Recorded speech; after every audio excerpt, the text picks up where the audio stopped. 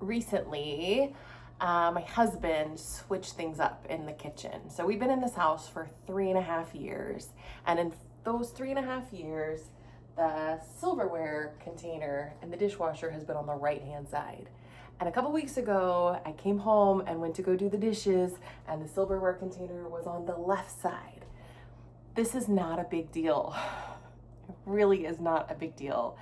And it was like so fascinating to me how hard my brain had to work at putting the dishes in around this new arrangement.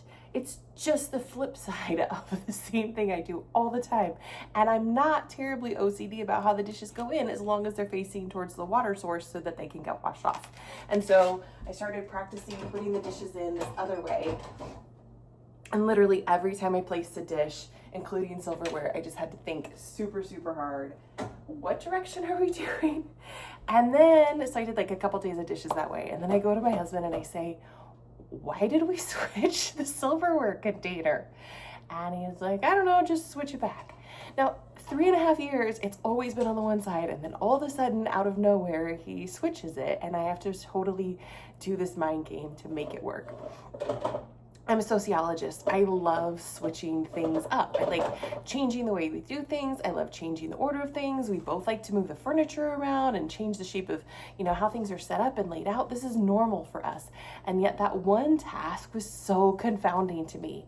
And as always, then I think about how does this relate to God, or how does this relate to the church? And I thought about when people move seats, or when there's a visitor and they're in your seat, and it's just so confounding. What do I even do with myself if I'm not seated in my spot?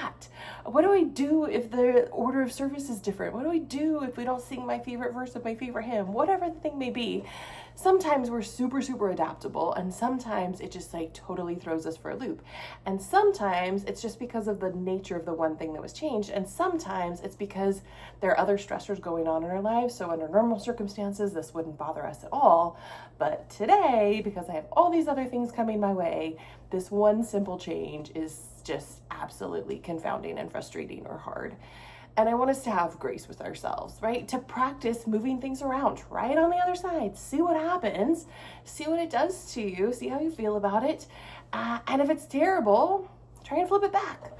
Or at least have a conversation with the other person involved and say, hey, why are we trying this way?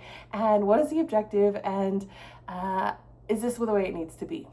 So, life goals, being adaptable, being flexible, and also knowing your limits. When is it too much?